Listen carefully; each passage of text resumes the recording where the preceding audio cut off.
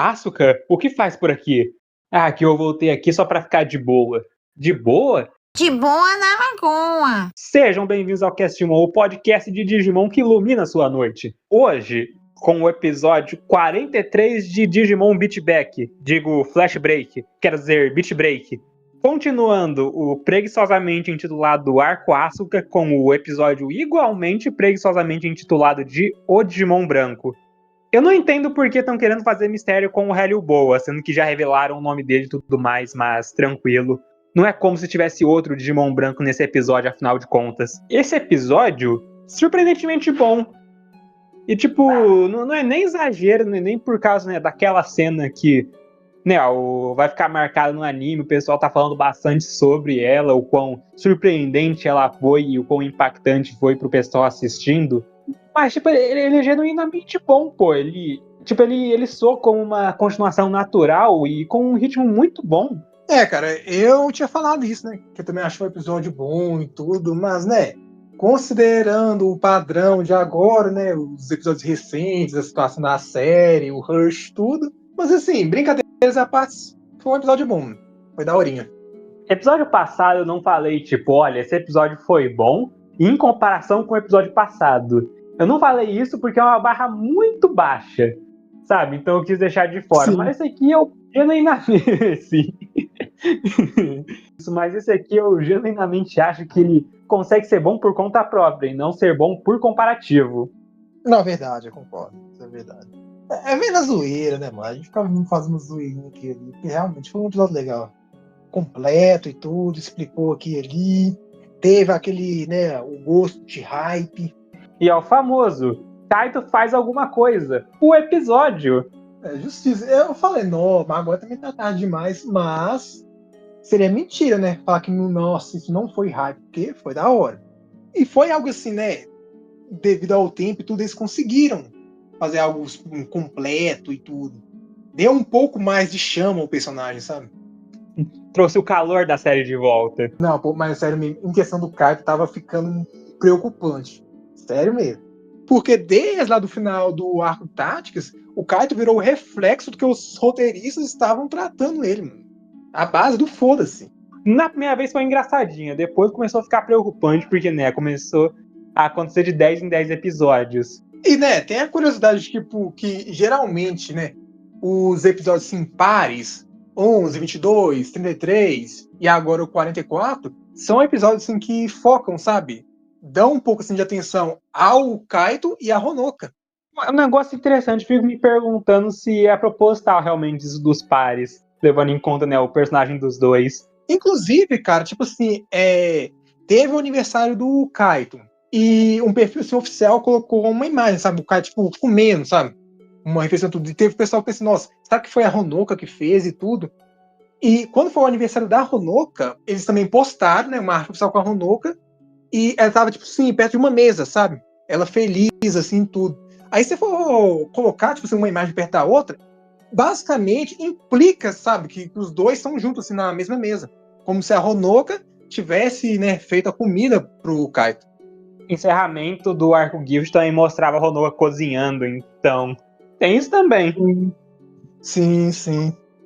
Tá, acho que mais nada pra falar sobre o episódio aqui, então vamos aos preâmbulos. Dessa vez sim, eu tenho 2 da minha parte, ou 3, né? Beleza. O ending branco, porra, nossa, esquecemos de falar. O encerramento do episódio 41 teve, né, o Kyo saindo da tela sem desaparecer no preto, que representava o Soji. Mas aí no encerramento do episódio passado, o preto volta. Até parece que, tipo, tão desconsiderando tudo que aconteceu no arco passado, até parece que a série resetou alguma coisa assim do tipo. Segundo preâmbulo, infelizmente, mesmo que o Bigodinho não apareça nesse episódio, eu sou obrigado a falar dele. Vamos lá, episódio passado eu reclamei um pouco de como a explicação dele com o Mephismon não faz muito sentido. Porque, né, o Epulse daquele cubo é do Soji. O Soji que foi o responsável por aquilo. Eu falei sobre isso, de que, tipo, ele só podia estar mentindo mesmo. Mas, tipo, tem uma camada mais de sentido nisso, que é, basicamente, ele tá falando daquilo pra tirar o dele da reta. Porque isso é uma coisa muito doida que eu parei pra pensar agora. Beleza, o mini arco do Kyo aconteceu em um dia, talvez até menos que isso, tipo 18, 20 horas, alguma coisa assim do tipo. Eles não teriam espaço, o Kanada e o Wang não teriam espaço para descobrir que é o Soji que tá por trás disso, depois dele já ter sido preso e derrotado pela Glowing Dawn, em especial o Kyo. Então, tipo, eles não teriam como traçar a fuga dele da prisão de volta pro maluco.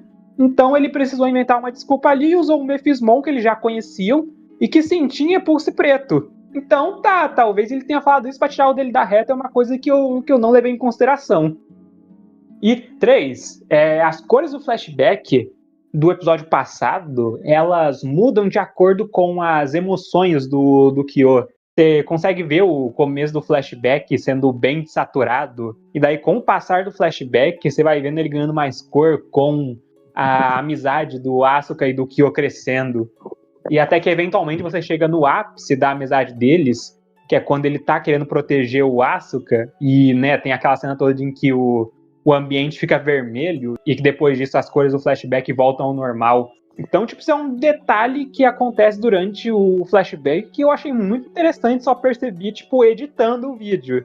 E agora, entrando no episódio em si, o episódio abre da onde o outro parou, com o Asuka indo recolher o Epulse do Tomoro com a ajuda do Hélio Boa, que a gente consegue ver o que o Hélio Boa já é capaz aí, tá na prévia, então não tem muita novidade aqui. Tem o golpe dele, o Restrict Eye para paralisar o Tomoro, e também tem ele já usando o Soul Pulverizer, eu acho que é o nome do golpe, que é a constrição dele. É bem interessante ver isso sendo usado em um humano, na verdade. Realmente não é algo que se vê todo dia. Mais ainda o que não se vê todo dia, e é uma coisa de se estranhar, é o pessoal da Glowing Dawn peidando pro Hélio Boa. Eu falo mesmo, peidaram pra ele. Eu não tô nem aí se o Kyo sabe do Hélio Boa, do que aquilo ali pode implicar. Beleza, eles peidaram pro Hélio Boa com todas as letras. É a primeira vez que eu vejo o pessoal da Glowing Dawn agindo desse jeito quando aparece um Digimon. Você tem a impressão de que eles foram mais competentes aqui do que contra o Haremon, por exemplo?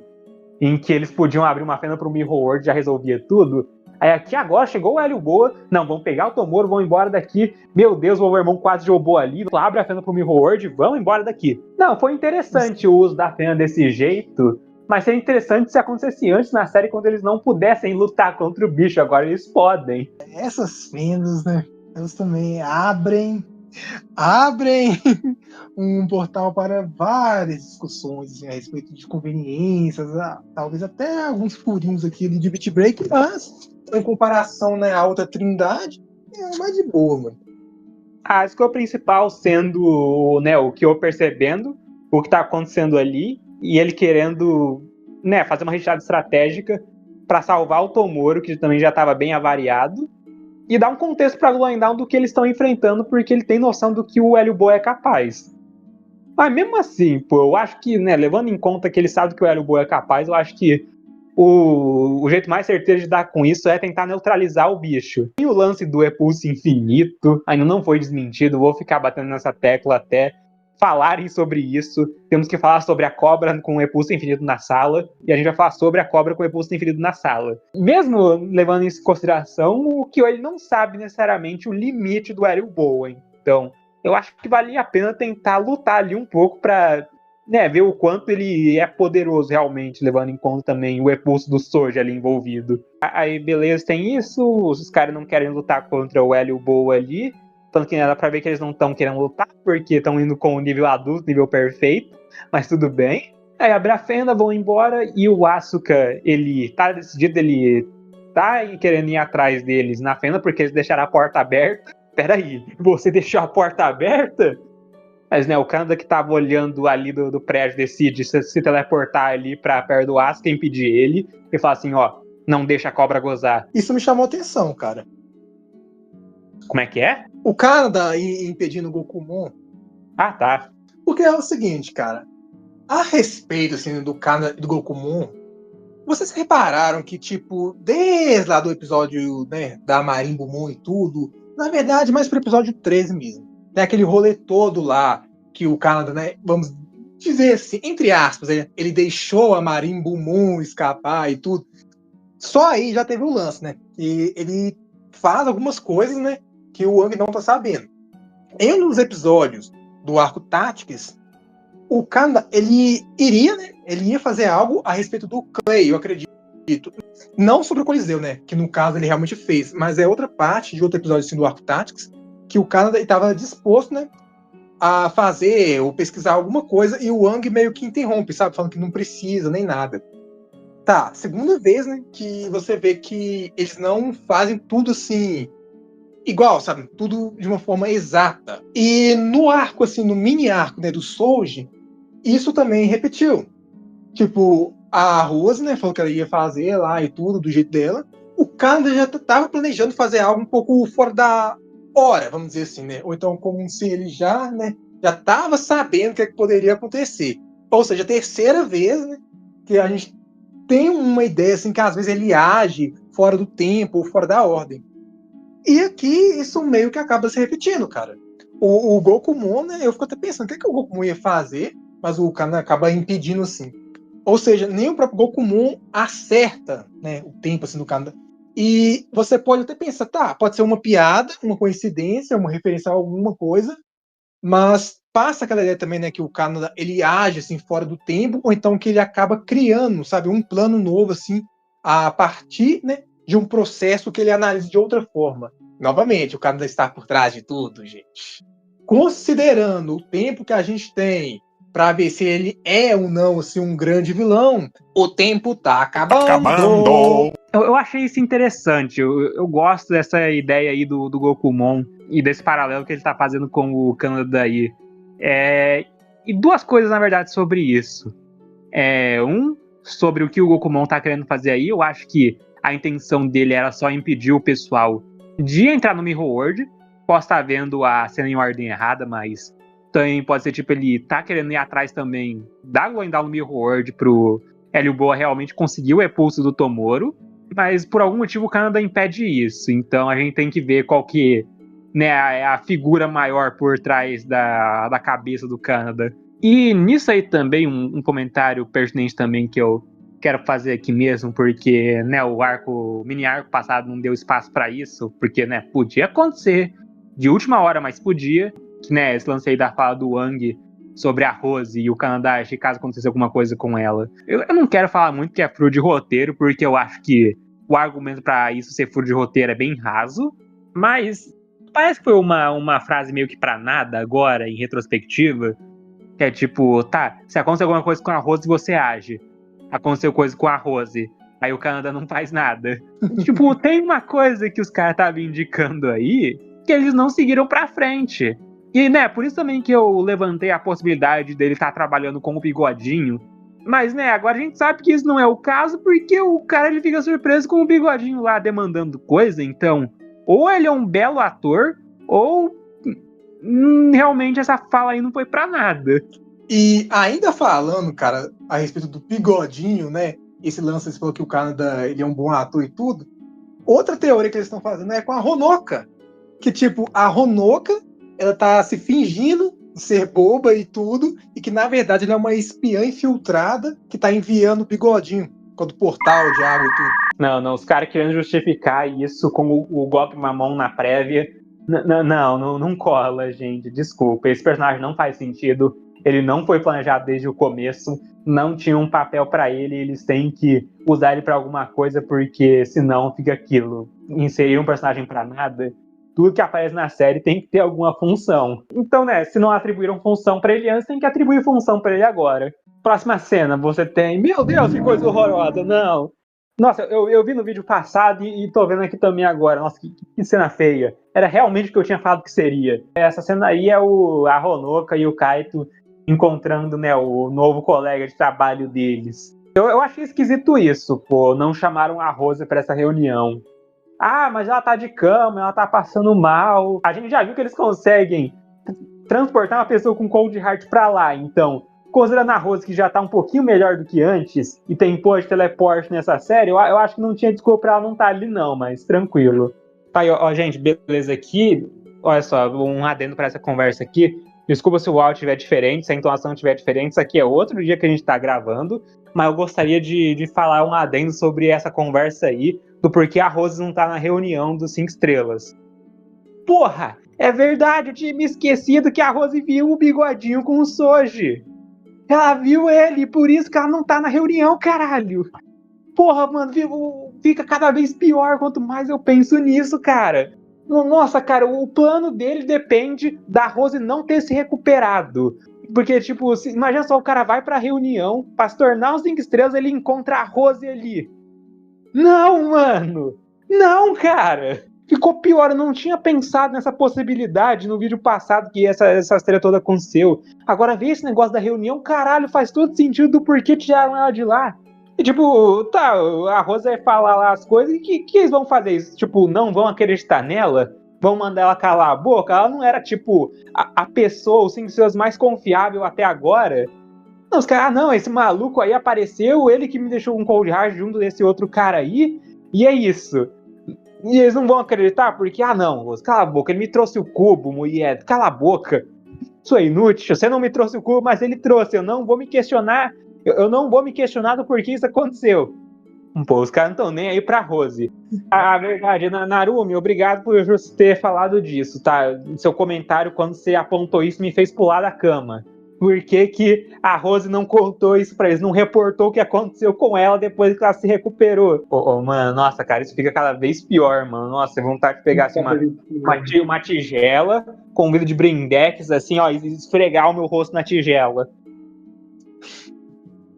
Toque do rei merda, singularidade de Kishimoda. Mas beleza, excluíram a Rose aí da cena pra apresentar a galera pro Bigodinho. E também já dão o título dele aqui como 5 estrelas. É Kishiwada Kanji da Terra Pura. Pelo menos é contado nas legendas. Eu não vi o termo em japonês, o termo da Crunchyroll. Tô cagando andando pra esse maluco aí. Então é isso mesmo. Esse é o máximo de esforço que você vai ter da minha parte. Né, tem essa troca de diálogo legal aí da Honoka falando: ih, sinistro! Então cuidado com ele, Kaito. Cuidado com ele, hein, Kaito. Cuidado com ele. A Honoka tá representando a gente. Quando esse maluco apareceu, cuidado com ele, hein? Ele não parece NPC, não, ele vai fazer coisa. Realmente fez coisa. Do pior jeito possível, mas fez. Qual que é o título do Bigodinho mesmo? Da Terra Pura, alguma coisa assim. Só se for pura merda. Sobre essa Honoka aí, tem pelo menos um ponto positivo aí, sabe qual é?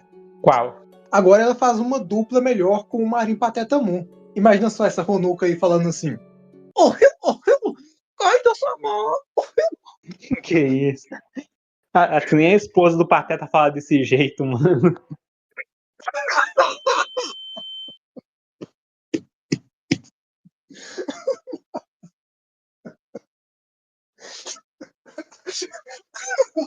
Mas aí, beleza, logo em seguida chega o Kanada também na cena, pra recapitular o que tá acontecendo ali pro pessoal que não sabe, a.k.a. Honoka e Kaito, sobre, né, a pedra angular do projeto Shangri-La sendo o Asuka e o Helio Boa, já também fazendo as engrenagens na cabeça do Kaito começarem a girar, porque ele se lembra daquele bicho bem claramente. Então, né, o cara já tá aí, que é isso, hein? Então eu tô estranhando isso aí, gente. Isso aí não tá correto, não. Eu preciso esclarecer umas coisas com o meu querido depois. O Kanada, ele termina de explicar também que o Asuka terminou de levar eles pra peça final pro plano Shangri-La, que era o Epuzo Tomoro, realmente. O que, se for, eu acho que eles conseguiram. E o Helio Boa, ele, né, sugou parte do Epuzo Tomoro. E se ele tem as características do Cubo Branco, dá pra ele tentar replicar ou expandir o Epuzo Tomoro que tá dentro dele agora. Então, acho que eles já conseguiram o plano. É isso, de boa. Parabéns, gente. Parabéns pela competência. Foi realmente interessante, assim, essa reação do Kaito aí, cara. Isso aí foi genial, viu? Da hora. Mas, ao mesmo tempo, fica estranho, porque, né, o Kaito agora já não é mais o Mr. Detetive, ele não tá conectando as peças que realmente deveriam se conectar a partir desse ponto já. Aqueles desde o episódio 12, 13. Mas, assim, cara, sabe, isso aí passa. It's not a big deal, man. Poderia ter um pouco mais de desenvolvimento, assim, com o Kaito, ficando um pouco mais, assim, reflexivo, pensativo a respeito disso tudo. Enfim, é o que tem, né? Isso é uma coisa meio negativa dessa cena aí também pra mim. Eu gostava bastante da piada e, né, do lance do Kaito detetive. Porque, né, agora ele recebeu tudo que ele tava procurando, assim, de mão beijada, sabe? Oh, nossa, isso aí, verdade, esse Digimon, caramba! Deu uns bons saltos aí no plano dele de ficar questionando as ações do Kanda pra esse momento aí. E eu acho que também seria melhor se a gente tivesse visto mais dele antes, realmente, não só dele duvidando sobre, né, o que o Wang tá fazendo, o que o Kanda tá fazendo, mas, tipo, saber mais dele do que eu antes desse momento, porque nesse momento do episódio, a gente não sabe qual a conexão dele com o Hélio Boa e por que ele tá tendo essa reação. É revelado nesse episódio depois, sei lá, uns 5, 8 minutos mais ou menos. Então, se a gente soubesse isso do personagem antes, se o Hélio Boa tivesse sido apresentado antes também, eu acho que ajudaria essa cena. Vamos lá, uma coisa que eu vou elogiar do episódio 29 agora. O episódio 29, ele fez um trabalho muito bom em escrever o personagem da Rose, levando em conta que a gente sabe o que ela é, mas os personagens em volta dela não sabem. Isso aí foi um aspecto muito legal do episódio, então acho que daria pra aplicar de maneira parecida com o Kaito e o Hélio Boa aqui. Cena seguinte, você tem a Glowing Dawn no Garando. Eles não ficam muito tempo lá, infelizmente, porque eles estão conferindo com a Mike para ver se ela já ouviu falar desse tal de Helios Boa, se teve alguma recompensa, algum registro desse bicho anteriormente, mas infelizmente eles não têm sucesso com isso. Sobra para o Kyo, então, contar para eles o que ele sabe sobre o Asuka, finalmente. Dessa vez, sem nenhum segredo, tudo que ele sabe, tudo que ele passou com o Asuka e o Digimon dele. Já também iniciando a porção de flashback do episódio. Eu fico me perguntando se a partir de agora todo santo episódio vai ter flashback, porque a prévia já mostrou que no próximo vai ter. Deixa eu ver aqui, o flashback ele começa de acordo com o que o Kyo tá contando, logo depois dele ter perdido a Karina e o Minoru, e dele ter, no que no momento ele acreditava ter acabado com a vida do Soji. E ele decidiu fugir das obrigações dele como Cinco Seus, que nem ele estava fazendo antes, só que dessa vez decidindo encontrar o próprio caminho, trilhar o próprio caminho, decidir o que fazer em seguida, agora, né, que a vida dele mudou completamente. E para refletir melhor sobre isso, ele volta pro lugar que fazia ele se sentir feliz e se acalmar, sendo a parte que tem as árvores de Sakura do orfanato Sakura, que agora se encontra fechado. E quando ele adentra no orfanato, ele começa a ouvir um som bem familiar de quando ele fazia parte daquele lugar. E olha só a coincidência do destino, ele encontra o Asuka ali batucando também. E what a coincidence! E aí, né, eles botam o papo em dia, o Kugarmon logo antes também confirma que é a primeira vez que eles voltam para aquele lugar desde o dia em que o Kugarmon nasceu realmente, e o Asuka então começa a explicar o motivo dele estar ali e o que aconteceu com a vida dele nos últimos dias, já que o Sr. Tema, como alguém envolvido no desenvolvimento do Sapotama, mais especificamente como pesquisador de pulso, isso daí é interessante. No vídeo passado eu tinha falado que ele era o responsável pelo hardware do Sapotama, mas não, ele é responsável pelas pesquisas do ePulse. Então isso daí é interessante também, dedicando uma função para ele. E nesse ponto também o professor Tema já contou pro Asuka tudo que ele sabia realmente, tudo o que aconteceu na Ilha de Kano e o que levou a acontecer aquele incidente pro Asuka e o porquê ele decidiu se afastar daquilo depois ele ter percebido os perigos do Sapotama e o potencial que os Digimons têm para causar destruição. Que por mais, né, que eles sejam considerados erros por algumas pessoas, a visão que o professor Tema tem disso é que eles são perigosos demais para que humanos os usem. Fazendo talvez aí uma analogia com arma nuclear, talvez? Quem sabe? A série tem bastante tema humanitário e isso é uma discussão bem pertinente que acaba surgindo quando esse tipo de assunto é levantado. Então, eu achei interessante a ideia. Professor Oppenheimer. E agora eu me tornei a morte, o destruidor de Digimundos. Let my Sapotama kill the people? Também, né, outro tema que também é abordado quando esse tipo de ação é levantado é censura. Olha só, o professor Temer ele continuou protestando contra o Sapotama durante o tempo dele como diretor. Isso acabou levando à prisão ou morte dele, a gente não sabe exatamente. Mas o que a gente sabe é que os pais do Tomoro foram presos logo em seguida por solicitarem uma investigação. Então tá, isso aí é uma explicação legal de porque, tipo, eles foram atrás dos pais do Tomoro e do Asuka em vez de irem atrás deles, realmente. Por causa que eles foram mais por consequência. Eles não têm tanto interesse nos pais deles, mas eles querem ainda assim tirar eles do caminho porque eles podem ser inconvenientes, eles podem causar problemas. Então é mais fácil censurar, prender eles e deixar o Asuka e o Tomoro na mão do mundo, que eventualmente também vai ser mais fácil capturar eles assim. Então é mais tipo sobre tirar os problemas do caminho e deixar o Tomoro e o Asuka cada vez mais vulneráveis. Isso me lembra, né, uma vez que você falou que dá pra fazer um quebra-cabeça assim, da série, em questão assim, do tempo e tudo. Agora, né, tá cada vez mais completo, vamos dizer assim, um quebra-cabeça assim, dos eventos, né, que estão ocorrendo, que ocorreram em Meat Break. E esses episódios finais estão facilitando isso bastante. De verdade, eu não achei um furo até agora na questão das cenas e, tipo, se faz sentido isso acontecer nesse momento porque algum episódio disse uma coisa diferente antes. O problema que eu tinha também, né, com os pais do Tomoro sendo presos, não sendo explicado. Na verdade, né, o Asuka diz diretamente o que aconteceu com eles, porque eles foram presos. Então, isso daí também já é uma conformação que a gente precisava ter na série. Podia ter acontecido um pouquinho antes? Podia.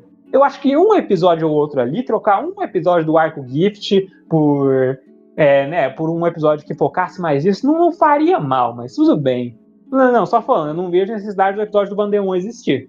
O Asuka também termina essa história dele falando que agora tudo que sobrou pra ele foi o irmão mais novo. Né, e o Asuka também faz uma preparação do que esperar do Tomoro pro Kyo, falando sobre, não, ele é rebelde, ele é um pouco nervoso, ele é explosivo, mas né, agora ele tá na 6ª série e ele ainda assim, mesmo com isso, mesmo com essas características negativas dele, ele ainda é alguém muito honesto, sincero e fofo. Mas que nesse momento a gente não pode falar dele, a gente tem uma outra coisa pra falar, eu preciso do seu conselho, Kyo. Eu ouvi falar que você é tipo o Richard Rasmussen, tu gosta de animal selvagem com o pet. O que eu faço com essa jiboia aqui? Você já tem a expressão de choque do Gugarmon e do Kyo vendo a jiboia do Asuka lá, ele... E, né, ele explica que ele não voltou pra casa desde ontem por causa do Helios Boa, que ele não sabe que aquele ser mesmo que ele tenha noção de que ele não é hostil. Engraçado, né, o jeito que essa figura aí foi apresentada, cara. Ela tá de boa. De boa na lagoa. Primeira vez que a gente ouve a voz dela realmente, além de, né, grito, de agonia, sendo eletrocutada. Eu sei que, né, a gente tinha confirmação da dubladora antes, mas a gente realmente só ouve a voz dela propriamente aqui. Tá aí, mulher com cobra, é a melhor combinação possível. Quem dera! Então, Helios Boamon. E agora, bem brevemente, a gente volta pro presente com a Glendale agora sabendo que o Digimon do Asuka é a Helios Boa e o Tomoro ligando os pontos daquela noite que o Asuka saiu e não voltou pra casa. Provavelmente também sendo a mesma noite daquele flashback do episódio 11, que é o do Tomoro falando que ele odeia o Asuka porque ele não quer contar o que aconteceu com os pais dele.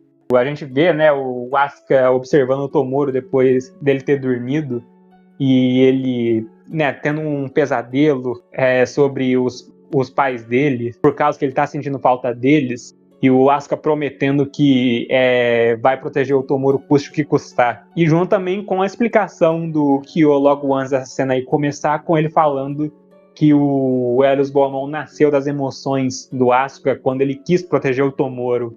E com isso também a gente vê propriamente o nascimento do Helios Boamon, que foi mais bem animado que o do Gugarmon, não sei porquê. E ele também realmente já nasce direto como nível perfeito. Roteirinho preguiçoso, viu? Cara, é o seguinte, sem contexto, é engraçado, sabe, esse papelzinho, essa mensagem do Tomoro. Tipo assim, irmão, eu não te odeio, eu gosto desse hambúrguer de bife que você faz e tudo. Ficou parecendo que ele se importa só por causa do seu hambúrguer, tá ligado? Que não tá nem aí. Tanto que eu acho que nem colocou assim, eu te amo, não sei o quê, nem nada. Não. É mais por causa da comida mesmo. O bagulho do papelzinho é mais tipo, irmão, me desculpe pelo que eu falei pra você, me desculpe por eu falar que eu te odeio. Amanhã eu quero comer o seu hambúrguer, o seu bife de hambúrguer de novo. Então, bonitinho, tipo, são duas coisas separadas que ele não colocou muito bem pra se expressar, então. Tá, dá pra entender que, ó, desculpa, cara, agora me dá comida, por favor, não me deixa passar fome, não. Tipo, a gente entendeu, sabe? A gente entendeu e tudo, mas mesmo assim, é engraçado, sabe? Você ver e tentar conectar dessa forma, sem um contexto a mais. É engraçado. Eu acho que eu também achando fofo isso, mas é uma coisa que criança faz normalmente. Eu já fiz isso, tipo, uma cartinha de desculpa quando eu fiz alguma coisa errada. E eu não tinha coragem de falar na cara da pessoa que eu acabei errando, então tem isso. E, né, o Gekomon também falando em seguida como o Asuka é uma pessoa maravilhosa, como ele é uma pessoa incrível. O que é legal, porque isso é uma coisa que o pessoal esquece, mas é bem evidente no episódio 11, principalmente, que é o fato de que o Gekomon ele não conhece o Asuka direito. Ele conhece o Tomoro por causa das informações do Sapotama. Ele só tem uma ideia bem breve do que o Asuka é.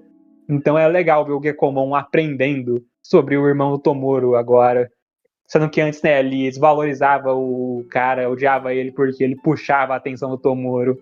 Cara, assim, eu acho que vocês, incluindo você mesmo, todo mundo aí, mano, todo mundo já sabe. Eu gosto do Tomoro, eu acho ele um protagonista da hora, ele é legalzinho e tudo. Mas, pô, cara, de novo, outro momento. Primeiro foi a questão lá do Gokumon, depois foi a questão lá, né, dele perguntando, assim, sobre o Asuka e tudo. Depois foi a questão lá, o meu avô. Tudo bem, essa foi meio forçada. Mas aqui, cara, tipo assim, o Tomoro, ele já viu de tipo, tudo, sabe? Tudo estranho, tudo quanto que é bizarro. Ele vê o irmão dele daquele jeito, antes, né, da primeira vez que estava aparecendo assim com a Regis Boa e tudo. Será que ele não tentou pelo menos conectar as peças que talvez era alguém, alguma pessoa, alguma figura que tem a ver com o Gokumon? Tipo, você tá entendendo? Tudo que ele já viu de bizarro acontecendo, ele sabe que o Gokumon tá com o impulso do irmão dele, ele já sabe de algumas peças, mas ele não tá conectando, cara. Tipo assim, não, tem alguma coisa estranha com o meu irmão. Tem aquele macaco também, né? Aquele Gokumon e tudo que fez isso. Aí você pensa, as engrenagens na cabeça dele tentando conectar os neurônios da. Miharu. Gente, mas os olhos verdes dele.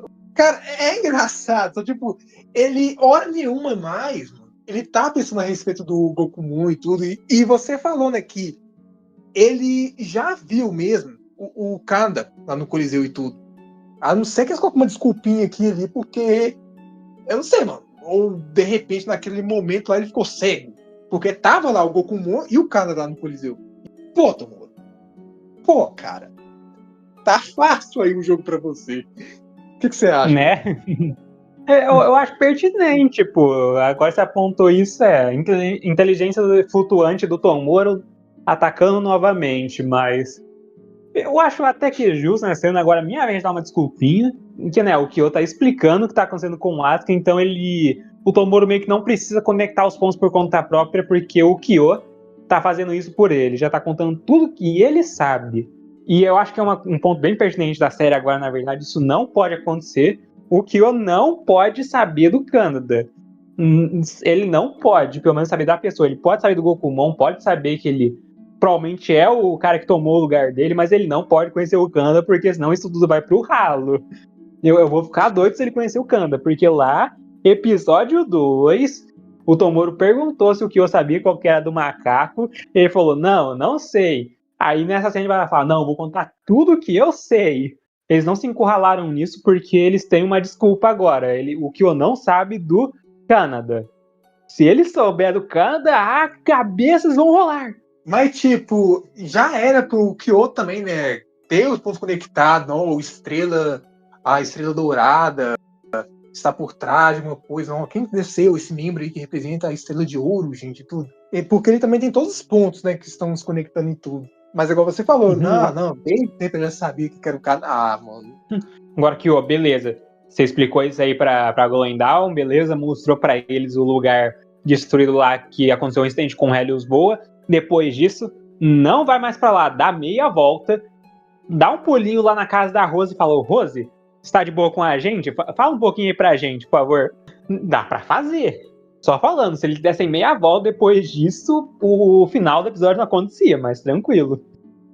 Aí, né, se você tem mais uma fala aí do Makoto sobre o Digimon aparecendo e, né, o Ministério ia atrás dele por causa disso, eles conseguem detectar os Digimons quando aparecem, principalmente, né, o Helios Boa, que ele é excepcional, pelo que dizem no episódio. E, né, o Asuka, ele tá fugindo do ministério, ele não quer se tornar um cleaner porque eles são os inimigos dele, querendo ou não. Eles são os responsáveis pela prisão dos parentes dele. Então ele não pode contar com eles. Ele estaria se entregando se ele se tornasse um cleaner ou revelasse a existência da Helios Boa. Então, com isso faz sentido, e a solução que ele e o Kyo têm no momento é abrir uma fenda pro Mirror World e deixar a Helios Boa lá escondida até que as coisas se acalmem.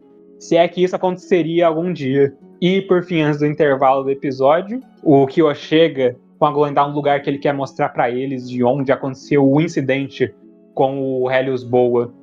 E logo depois do Kyo mostrar esse lugar pra Glowing Dawn, você tem a parte dos flashbacks envolvendo o Kaito. Nossa, gente, é um milagre, aleluia! Desceu um santo nesse anime, olha que eu sou ateu, porra. Olha, eu tava pensando mais em focar no Kaneda em vez do Kaito, mas eu aceito um pouquinho de Kaito no meu anime também, pô. E é pouquinho mesmo, porque a gente vê ele bem pequenininho aqui, na mesma idade do Kyo. É, Kaito, o vermelhinho. Eu queria fazer uma graça com o título dele com 5 estrelas, mas falar Kaito queimadinho não fica legal. É, e ele tá na mesma idade do Kyo, claro, igualmente com seu nível perfeito, e no começo da rivalidade entre os dois. Que nem eu falei que eu gostaria de ver acontecendo, então, legal. É, porque antes, né, o apelido do Kaito já era vermelhinho, já, né? Vermelhinho, lá no episódio dele. Vamos lá, começando o episódio em si, o EP abre com um vermelhinho botando um circo no fogo. Ah, não, pera. E agora nós realmente temos Kaito, o vermelhinho, Kaitinho. Aí, ó. E tinha um Flaremon bem jovem, hein? Toma essa aí, ô, Cole, do Digimon Sunburst /Down. Toma essa aí, ô, Cole. Aí, ó, o Kaito aí com o Flaremon mais jovem que você, ó. Aí, ó, toma, Cole. Isso aí, ó. Outra vitória daqueles que jogam Digimon Dusk /Moonlight. Nós! Digimon Down e Dusk mencionado. E olha só, tem outra coisa legal aqui. É quem faz o Kaito criança, se não me engano, é a Sawashiro Miyuki, que, dentre várias outras coisas, ela fez o Gamamon em Ghost Game. O que é extra engraçado porque quem faz o Kyozinho é a Tamura, que fez o Hiro.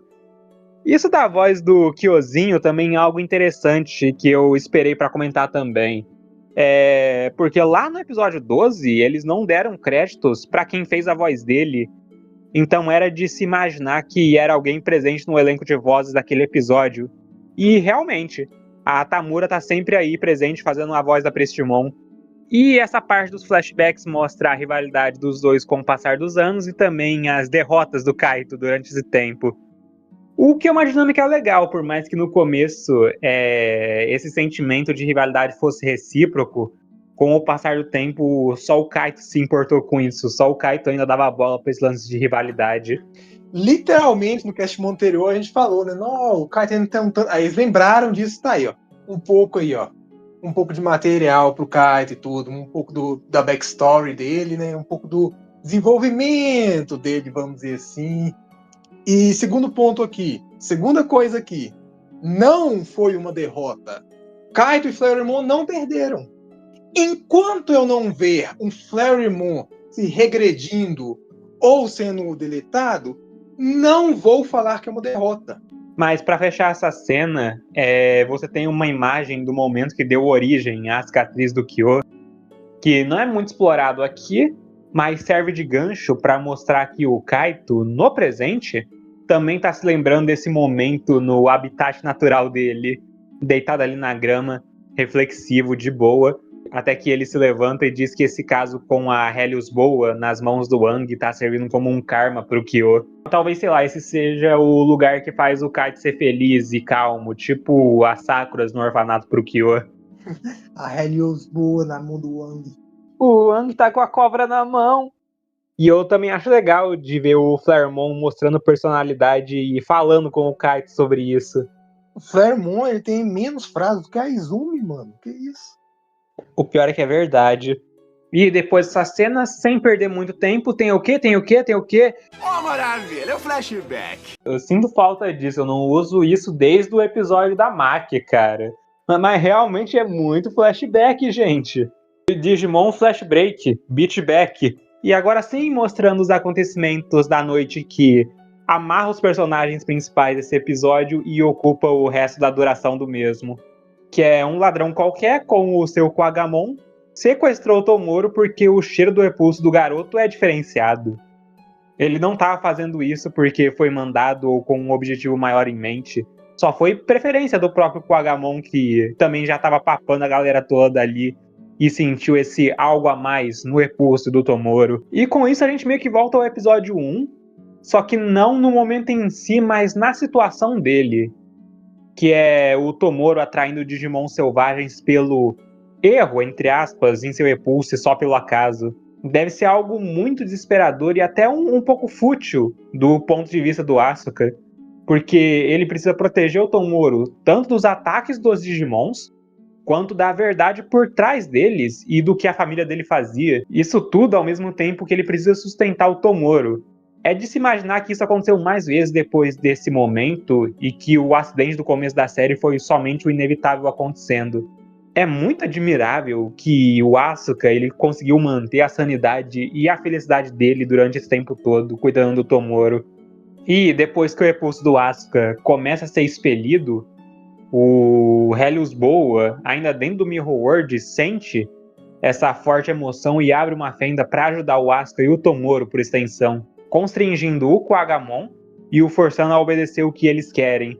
E como eles querem que ele solte o Tomoro, o maluco que não vai discutir, né? Larga a criança aí, besourão.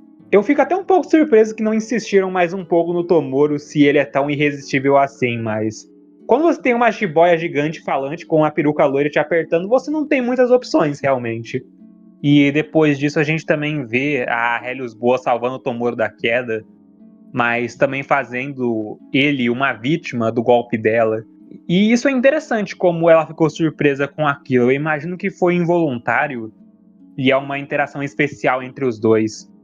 A gente precisa esperar mais um pouco para ver se isso é verdade, porque até agora os únicos alvos foram o Tomoro, o Gekomon e o Quagga. O próximo episódio deve continuar assim também, pelo visto. E daí tem a parte do Kyo chegando nessa cena, ele conseguindo notar imediatamente que a Helios Boa saiu do Mirror World. E quando ele questiona o ladrão do porquê ele tá fazendo tudo aquilo, ele só diz que quanto mais ele alimentar o Digimon dele, mais poderoso ele fica, e mais fácil vai ser ele continuar roubando. É que o Quagamon, cara, ele é interessante, né? Porque ele, tipo assim, ele é o Digimon, assim, artrópode de barra inseto assim, mais básico que tem ou não? É o famoso, é o besourão que sempre chega aí marcando presença e igualmente apanhando também. É porque no anime, assim, tem uma variação muito interessante, né? Não bem variação, mas, assim, tipo, os tons, sabe? Você vê o Quagga, assim, um pouco mais vermelho e tudo, e tem jogos onde ele é um pouco mais laranja, é que nem o Greymon, né? O Greymon, assim, às vezes é um Greymon laranja, um Greymon mais amarelo. Eu acho que só depende mesmo da paleta de cor do anime ou da mídia que ele aparece, sabe? Se o anime for mais saturado, ele vai ser mais vermelho. Se o anime for menos saturado, ele vai ficar naquele laranjão mesmo. Ah, e tem isso também, pô. No episódio, o repulso dele realmente é vermelho. Uma variação interessante do Quagamon, cara, no Digimon de 3 é o Ciano, né? Ciano. Às vezes, cara, a gente sente, né, aquela saudade, assim, aparecer uns Digimon bem basicão, assim, aparecendo aqui ali. E teve um cara, mano, que ele ficou meio puto com esse Zé figurante aí. Ele acha, nossa, isso aqui é forçado, umas merda forçada desse tipo. Eu achei isso engraçado. Porque, né, geralmente você desconta frustração assim, um personagem um pouco assim, mais relevante aqui ali, sabe? Tipo, sei lá, o cara ficou puto porque o personagem ele é unidimensional, ele é feito pra ser odiado, sabe? Ele não é pra ter uma explicação muito gloriosa ou grande do que ele tá fazendo. Tipo, é literalmente o que ele diz no episódio. Não, eu tô alimentando o meu pet, caralho. Eu tô alimentando o que me habilita a roubar as coisas. Né? Muito bom, cara. E essa explicação do maluco acaba enfurecendo o Asuka. Um motivo tão insignificante para causar toda essa dor e sofrimento em pessoas inocentes. E essa emoção ressoa com a Helios Boamon, fazendo uma luz emergir do Sapotama contido em Helios Boa envolver seu corpo. E com efeitos de estática roxo, tanto no Sapotama quanto no Domo de Repulse, o processo para uma mega evolução tem início. E quando esse ser de pura luz e energia surge, ela imediatamente começa a drenar todo o repulse que está em seu alcance pelo seu círculo vermelho quase que ritualístico. E é radical pra caralho isso aí, mano. Fácil e econômico pra caralho também. Mas eu acho que esse ganha um passe livre. É a cena que foi feita pra chamar a atenção da comunidade no episódio e... real, deixa eu te falar uma coisa. Nisso eles não falharam. O tanto de teoria que tá saindo disso tá incrível. Eu acho que eu li umas 3 só hoje. Esse tipo de coisa, cara, é muito importante assim, quando você quer marcar a presença, sabe? A aparição, assim, que vai ficar icônica. Lembrar, colocar um legado, assim, de um que tá aparecendo, ou de um personagem qualquer mesmo, sabe? Esse momento hype aqui, eu entenderia, sabe? Quem colocaria, por exemplo, esse momento aqui num top 10, por exemplo. Eu concordo. Eu também acho que é um momento merecido, um momento legal pro episódio. A gente tá apresentando uma das peças principais, a peça principal pro final do arco, de acordo com os personagens. Então, é legal ver isso realmente em ação antes dele realmente aparecer, soa mais natural. É uma coisa que a gente vem falando há um tempinho. Muitas coisas acontecem de maneira rápida, econômica, sem muita elaboração e explicação, mas a gente só tem essa sensação por causa que elas não foram apresentadas antes. Então parece que tipo eles só tiraram aquilo ali da cartola do momento, assim, tava na manga o tempo todo, eles, vamos usar sem explicar muita coisa. Um exemplo bem prevalente disso, eu acho que é o lance do vírus da Miharu, o Gifted. Porque não teve alusão nenhuma dele durante o arco Gift todo. E, né, eles tacam na metade final do último episódio como se fosse a grande cartada dela, sabe? Sendo que ele também foi meio inútil em retrospectiva. Tá aí algumas coisas legais sobre a aparição dessa figura. O círculo que ela forma tem o alfabeto romano completo em Digimoji. Até parece que escolheram essa versão do Digimoji ao invés da versão Kana, porque o nome dele vem do latim ou algo do tipo, né? E 2, tem o pessoal falando que pode ser uma Dark Evo, por causa, né, que o Asuka tava sentindo raiva no momento e era uma emoção negativa, por mais que ele esteja direcionando essa emoção a uma pessoa que merece esse tipo de reação e que ultimamente é uma emoção boa, é uma emoção com uma intenção boa para proteger o irmão dele. Isso já seria o suficiente para causar uma instabilidade na forma da Helios boa. Mas eu discordo dessa ideia. O argumento que o pessoal tá usando é isso, da emoção do Asuka e também daqueles raiozinho roxo que aparece no Sapotama e no domo de Epulse quando ela tá se formando. Mas pra mim eu acho que é bem claro, bem óbvio pra mim que aquilo ali é o Epulse do Tomoro. Porque, né, a gente viu ela sugando o Epulse do Tomoro antes, então na cena faz sentido ter isso. Eu acho que faz sentido só ser isso mesmo, só ser uma reação que ela teve com o Epulse do Tomoro, que foi facilitada pelas emoções do Asuka. Eu não acho que foi Dark Evo, não. Chamar esse bicho aí de Albatroz. Albatroz, é o Albatroz e o Urubu, tá aí, perfeito. A gente vai ficar isso. Todo Mega, a partir de agora, a gente vai ficar chamando com o nome de pássaro. E, de novo, é uma baita, uma cena radical mesmo. Desde o contexto por trás do nível Mega, o visual dela chupando todo mundo no que parece ser quilômetros de distância. E principalmente as reações dos personagens, que cada um tem uma reação de acordo. O Murasame, ele se surpreende com esse nível acima do perfeito, o que pode colaborar para o argumento de que o Kyo não deu bola pro Pirâmide ou ficou muito pensativo por causa desse momento. O Asuka imediatamente se arrepende do que fez e pede para ela parar. E o dono do Kuagamon só se borra mesmo e sai correndo dali. É maravilhoso. Esse provavelmente deve ter sido o terceiro L do Zid nesse anime, cara. Porque isso aí que o Albatroz fez foi um feito bem mais marcante, né? E vamos dizer assim, on-screen, foi anterior a qualquer coisa que o Zid poderia ter feito agora. Se for levar em consideração. Porque, né, provou que é capaz de fazer isso tudo, em tela. Enquanto o Zid até hoje, assim, quesito de anime, não, que é o blog aqui, é porque esse blog aqui de 2008 falou isso e aquilo. O Albatroz acabou fazendo antes do que o Zid sequer teve uma chance. É justo, eu consigo ver a justificativa por trás deles quererem tanto assim o Helios Boa pro projeto Shangri-La. É realmente surpreendente o que ele consegue fazer aqui. É algo inédito até na série. Que, né, a gente já ficou bastante surpreso quando isso aconteceu lá no episódio 23. Não muito surpreso, né, com o episódio 41 e tudo mais, mas que mesmo assim a gente consegue ver até certo ponto a grandiosidade do nível Mega. E aqui a gente tem um nível Mega menos do que completo, é só a silhueta dele realmente conseguindo fazer esse estrago todo, que já não tem como sair despercebido disso. Sim, sim. Eu ia falar desse ponto também, né? Que é uma forma assim, que ele não tá 100%, né? Vamos dizer assim. E eu diria que sim. Que mesmo assim, esse Digimon ele está acima do Algomon, por exemplo, lá, né? Que fez aquele estrago todo no Mirror World. Teve um pessoal que falou, né, que não só absorveu Epulse de humanos e Digimon, como também até de um animal qualquer que tava por aí, sabe? Tipo um doguinho mesmo. Eu ia perguntar, mano, isso é um Digimon também? Esse cachorro que apareceu aí? Tinha coleirinha e tudo? Será que eles vão colocar ele no reference book? Não, pô, se tem Labramon, se tem Dobermon, tem que ter todas as raças de cachorrinho de Digimon. É só óbvio, gente. Pensa, pô, pensa. Eu também acho isso, é uma sacanagem terem ocultado o nome do bicho. Você sabe que fizeram de propósito porque o Asuka não chama essa figura de Helios Boa ou algum outro nome, por exemplo. Ele só pede pra ela parar. Falando um pouco aí que você falou do Kaito aí, né? Foi engraçado esse chute aí que o Kaito acabou dando maluco. Merecido, merecido. Deveria ter sido uns 50, pra ser honesto. Mas, cara, falando que a respeito do Albatross e do Urubu, cara, são umas 300 teorias já pra esses bichos, né? Que não falta teoria. É Candidusmon, é Albadusmon. Candidusmon é foda, cara. É um nome pior que o outro, cara. Papaeto, um parece marca de água sanitária e o outro parece distribuição do Linux. Escolha seu veneno. Em questão do Urubu, já tinha as teorias. Nossa, será que tem alguma coisa a ver com a Miharu? Nossa, será que é a Dark Evolution do Gekomon? Nossa, será que é uma Jogres? Nossa, será que é só uma evolução normal? E agora a gente tem essa outra figura aí, que tem outra teoria também que não. É o Urubu, só que ele tá incompleto. Ou não, existem diferenças aqui do anime com o card game, por exemplo. Cara, tá uma bagunça isso, mano.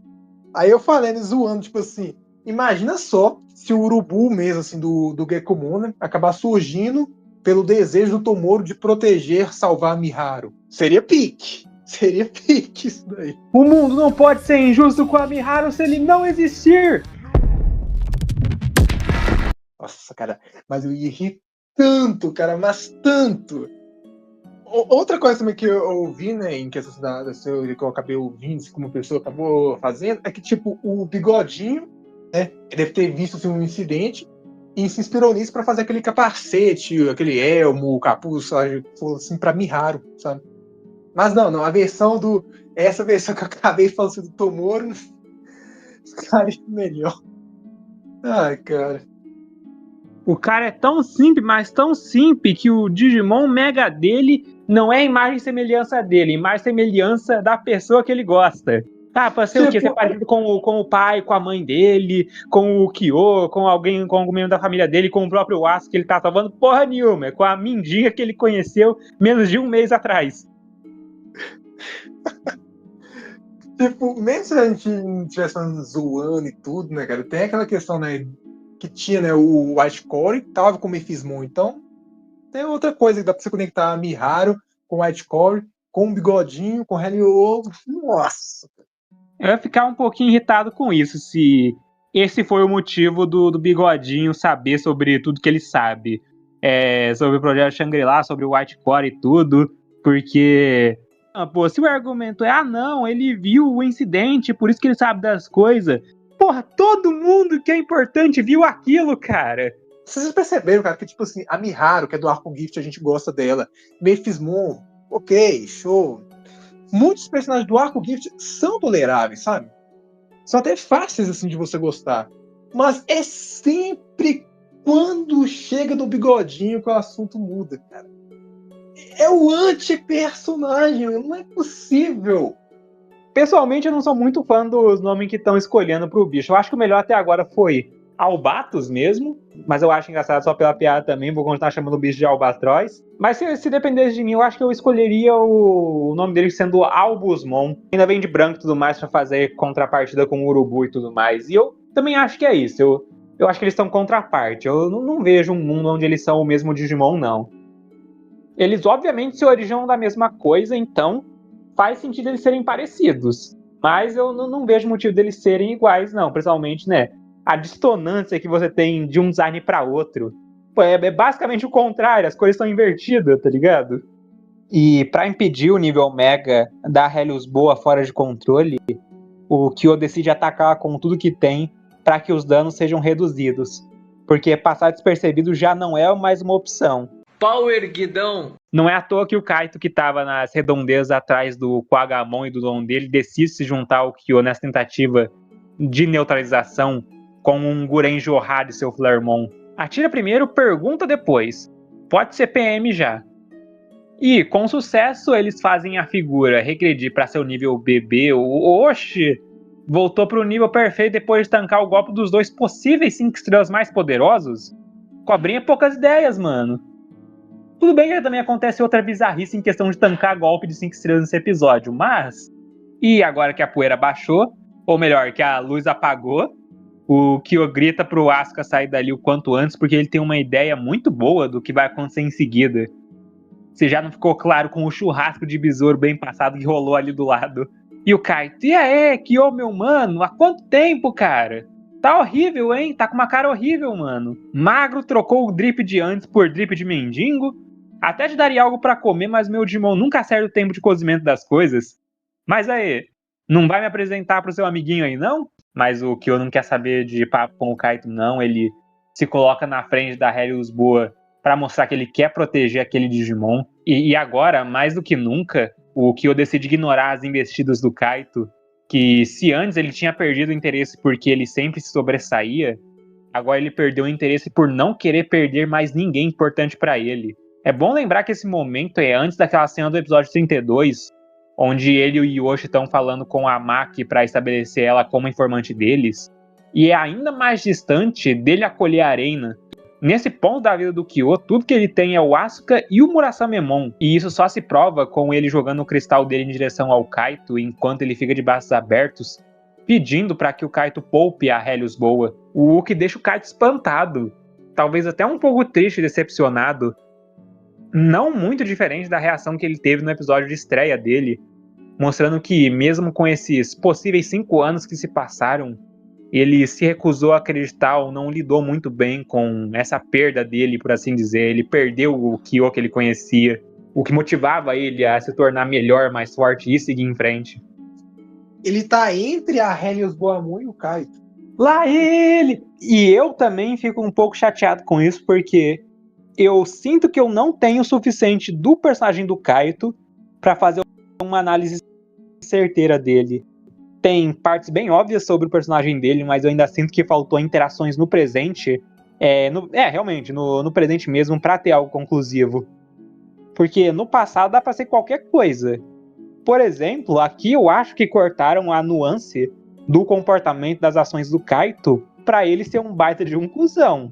Porque de verdade ele não tem motivo nenhum pra fazer o que ele tá fazendo. Ele chegou lá pelo acaso, achou a Helios Boa pelo acaso, por acaso também está envolvido com o Kyo e o Asuka, e ele simplesmente só quis detonar o bicho mesmo. E aqui tudo bem, o personagem no passado ele pode ser diferente, isso se chama desenvolvimento. Mas ao mesmo tempo que eu acho que pesaram a mão com o Kaito aqui, eu também senti que quiseram jogar seguro, repetindo a cena do episódio 11.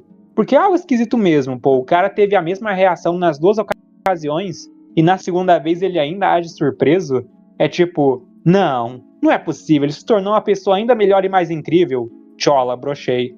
Tem aquele sentimento de que ele perdeu o que motivava ele, esse obstáculo que ele precisava superar simplesmente desistiu da rivalidade deles.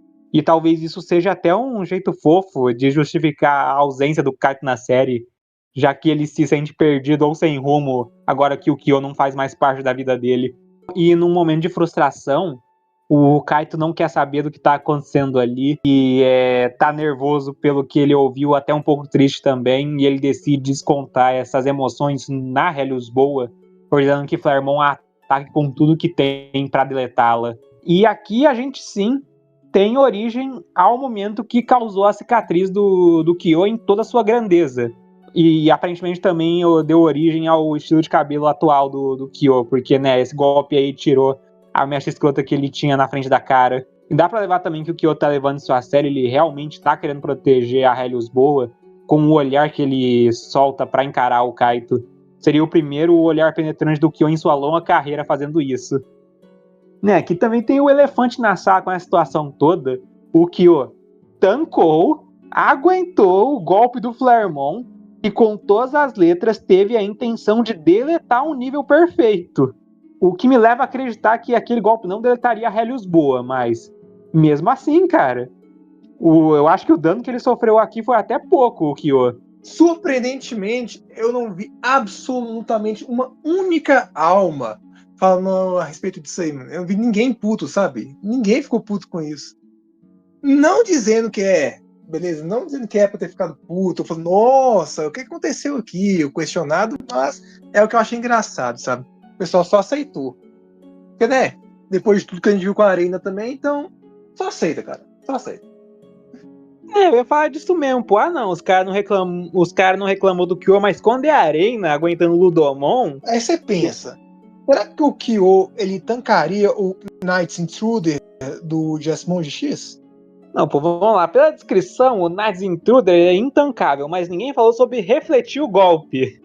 Então, ó, se liga só no parry do pai. Mas, cara, a gente tá falando do Kyo, o dourado. Tá entendendo? Não é poucas coisas, não. Até o Erlang Nuts tancou. Pô, não, você tem que entender que ele é fodão. O Kyo, ele é perfeito. Ele nunca precisou de ajuda. Sabe, ele é incrível. Por isso que ele conseguiu rabar um Kiri e cortou o takoyaki gigante no meio. Sem falar zoando agora, beleza? Sem memes, sem zoeira. Você lembra do tempo que a gente ficou até com um porquinho de medo de talvez realmente aparecer o Erlang Nuts? Imagina só, cara, Erlang Moon aparecendo em Beat Break assim do nada. Puta que pariu, é o Erlang Manuts no Digimon Beat Break. E aí, com isso, o Kaito interpreta que isso acordou o Kyo pro que ele precisa fazer no momento. E começa uma luta entre o Flaremon e o Murasame ali. E tipo, você tem essa parte aí do episódio que é a luta dos dois. E eu achei muito legal, em especial o Flaremon usando um dos golpes menos conhecidos dele. Eu acho que era tipo Kurenai Shishinomai. Era tipo o Dança do Leão Carmesim, alguma coisa assim. Que é ele usando golpe de boxe, que é um bagulho muito legal, porque, né, dentre várias coisas, Apollo também é um deus do boxe. Então é interessante ver o Digimon usando isso também. Sempre existiu, mas é um destaque legal pra ele. E é isso, né? 2-0 pro Kaito e o Flaremon. Ah, não, mas Headcanon, 2-0 pro Kaito e Flaremon. Vezes que Flaremon regrediu ou foi deletado por Murasamemon. 0. Vezes que Flaremon fez Murasamemon regredir sua forma. 2. Tenta refutar isso aí. Contra frutas não há argumentos, mano. Eu acho, o próximo episódio deve consertar isso, ó. Mas beleza, você concorda que é literalmente isso, né? Não tem como, pô, você falar que não é isso, porque é isso que eles mostraram, pô. Tecnicamente, sim, eu concordo. Você está tecnicamente correto. O win rate do Flaremon tá melhor que o do Murasame, mas eu acho que isso é mais por conta de aparição, realmente, do que qualquer coisa. Mas, tipo, eu vejo o motivo do Kyo ter perdido ali. Eu acho que, né, do jeito que eu frasei antes, ficou um pouquinho forçado. Que a ideia, não, o Kyo deixou, entendeu? Parece coisa de bebê chorão, mas realmente parece isso. O Kyo, ele não parece muito motivado ali no momento contra o Kaito, mas querendo ou não, foi uma derrota pra ele. Tipo, não importa se ele conseguiu o objetivo dele, que é fazer o Kaito desistir do Helios Boa, ele ainda perdeu fisicamente. É isso, né? 2-0.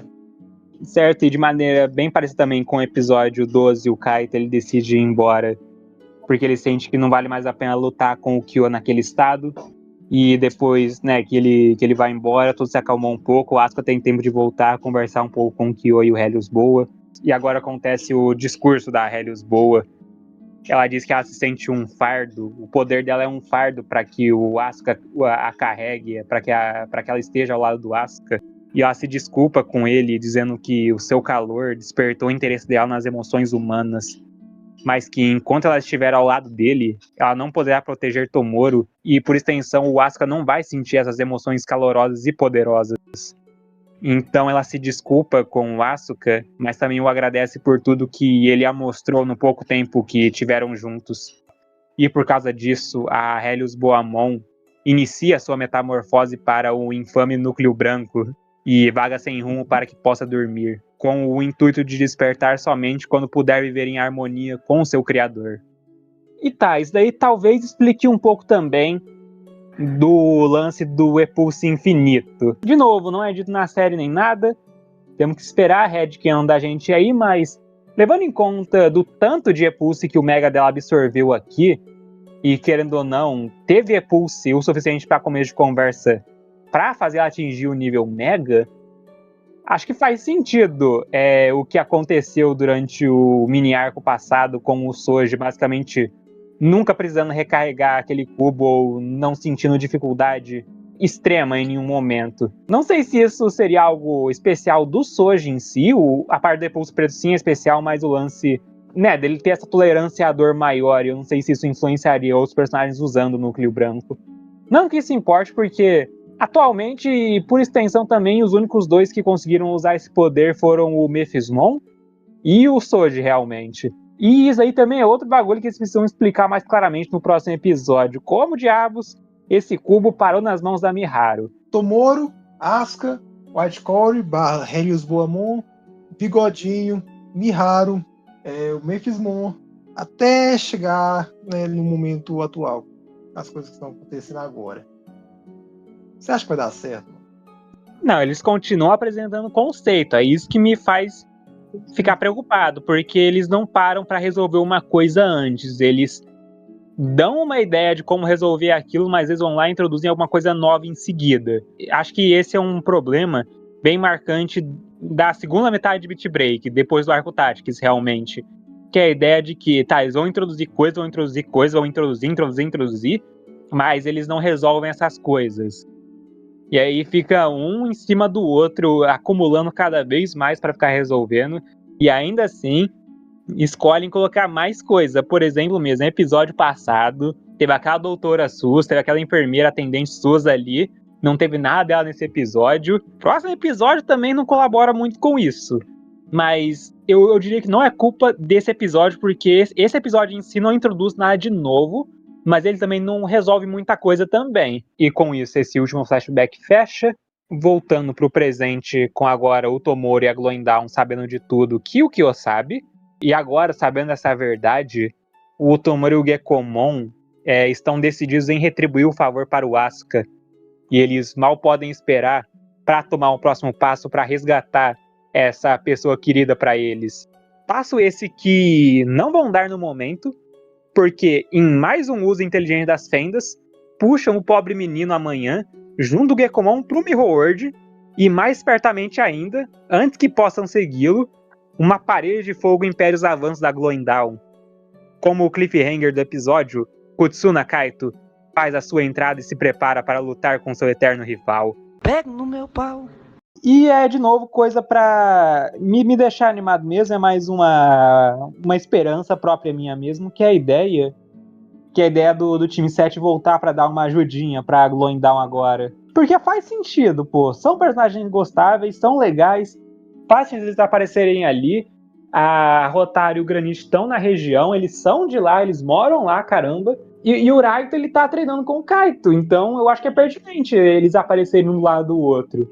Tipo, talvez até levantaria uma sobrancelha, assim, do Raito, sabe? Por que o Kaito tá indo atrás deles agora, em específico? Eu tenho que dar uma olhada nisso aí, seguindo os passos do mentor detetive dele. Mas, ó, tá no lugar pra acontecer, tá acabando a série, eu acho que se tem um momento pra fazer isso é agora, pô. Eu gostaria de ver eles mais uma vez batalhando. Por que também não chega lá e dá um nível perfeito pro pessoal que não tem? Eu acho que a esse ponto eles merecem. Ô, cara, eu fico zoando, fazendo rage bait com você dessa vez lá, a respeito da Shihiro com o Nirinso e tudo, mas esse lance aí do Raito, né, tá treinando com o Kaito e tudo, isso aí é um pouco mais grave mesmo, cara. É um pouco complicado isso aí. Isso tá te assombrando, né? Isso e o Arco Gift renascendo no cubo. Eu ia falar aqui, cara, que a gente tava conversando, né, a respeito dos 5 estrelas e tudo, porque tem esses cristais também, né? E a gente perguntou, né? Será que os cristais aí, mano? Será que esse cristal aí faz alguma coisa? Cada cristal aí do mínimo de 5 estrelas? Como é que fica? É verdade. A esse ponto eu acho que é só enfeite. Eu acho que é só ornamento mesmo. Eu acho que é só um jeito de você ser identificado como um 5 estrelas. Não sei por que fariam isso, porque 5 estrelas é pra ser um segredo, a identidade deles. Eles eram só pra ser conhecidos como codinome mesmo, ou talvez, sei lá, a pessoa, um cleaner normal viria o cristal e daí eles falarem, esse aquele ali é um 5 estrelas, melhor não mexer com ele mesmo que eu não saiba quem ele é. O que não funcionaria muito com o Clay e a Rose, porque eles são famosos, mas tudo bem. Mas a ignorância da parte aí, parece só enfeite mesmo, e a esse ponto eu concordo que é enfeite, porque se fosse importante, o Kyo não ia atacar no pé do Kaito.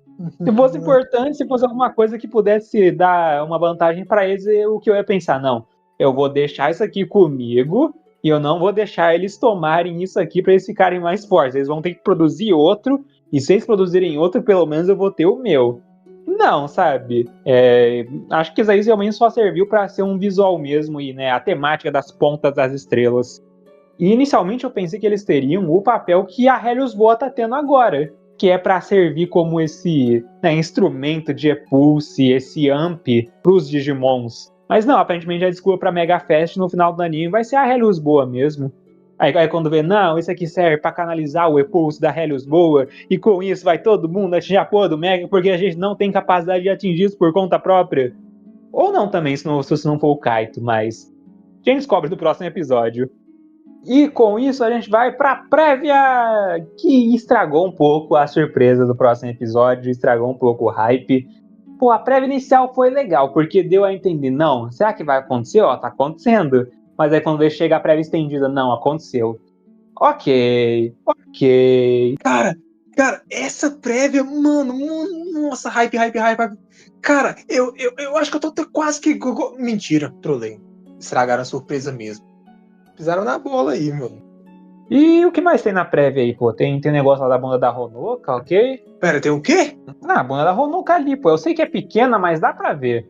Cara, eu tô quase que... Cara, eu tô até quase que gozando aqui. Eu não sei se, tipo, isso daí foi o melhor a ter sido feito, porque tem dois casos bem parecidos com isso aí, que é o lance, né, dos nível perfeito grandão, que o Damiharu tava na prévia, que acabou estragando a surpresa, mas também deixou a gente um pouquinho mais contido pro que ia acontecer no episódio.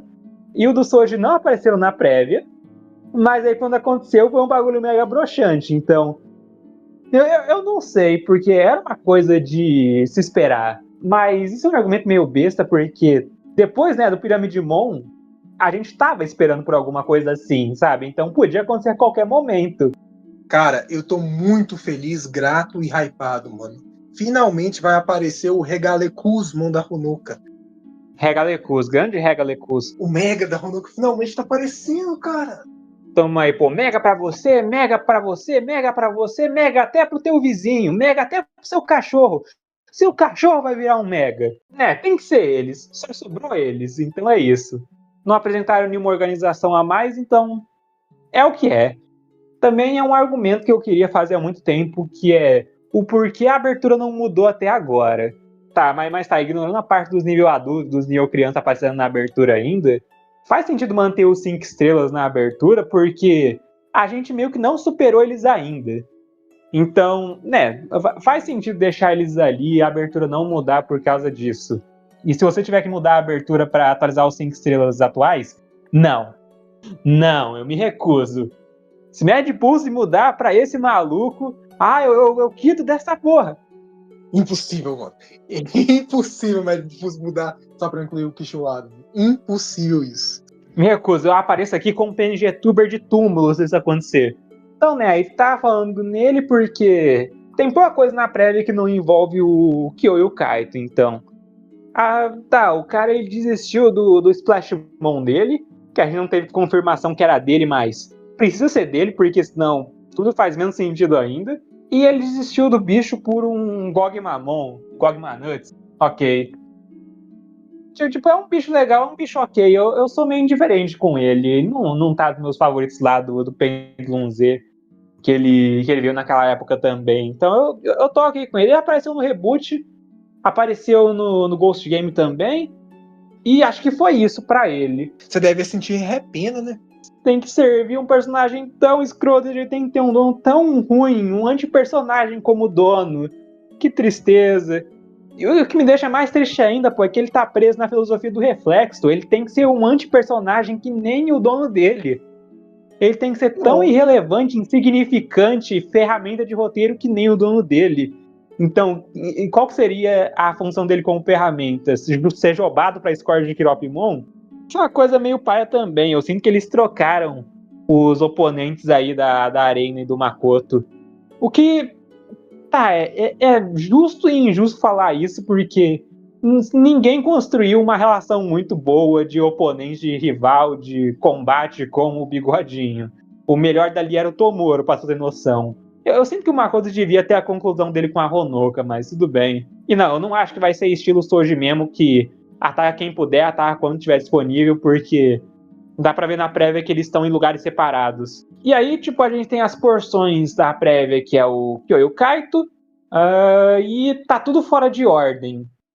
De um jeito também que me preocupa com o que pode acontecer no próximo episódio, porque as implicações elas são ou tristes ou broxantes. Ou os dois, né? Vamos lá. Porque dá pra ver bem claramente que o Apollomon surgiu no mundo real. Mas você ainda assim tem cenas do Murasamemon no Mirror World. Não dá pra ver o que ele tá fazendo, não dá pra ver com quem ele tá lutando. O maluco tá atacando o ar, tá esquizofrênico ele, coitado. Que isso? Então tá, tem que acontecer alguma coisa pro Apollomon acontecer no mundo real e pro Kyo em seguida ir pro Mirror World. Na verdade, esse ponto eu acho que o 3x0 tá chegando, hein? Tá chegando. 3x0 pro Kaito e o Firemon. Imagina só, o Apollomon dá um soco tão forte no maluco que faz ele ir pro Mirror World. Mas seria muito base. Isso aí seria muito bom, cara. Isso seria engraçado, papo reto. Então tá, nessa nota de anti-hype que a prévia trouxe pra gente, né, contando que o próximo episódio não seja mais Digimon Beatback, Flashbreak, eu acho que tô de boa, porque né, na prévia mesmo já dá pra ver que tem um momento de flashback ali antes de tudo isso, que a gente consegue ver o Kyo com o drip escroto dele contra o Kaito, então tem isso, vai ter esse pouquinho de flashback aí, mas eu espero que eles não ocupem o episódio com isso, porque eles não contaram o que a gente precisava saber antes desse momento. E com isso o episódio fecha, juntamente do Castmon. Muito obrigado a todo mundo que assistiu até aqui. Espero que vocês tenham gostado do vídeo. Se gostaram, né, não esqueçam do gostei, se inscrever no canal e de compartilhar com quem gosta para me motivar. E até a próxima. Falou!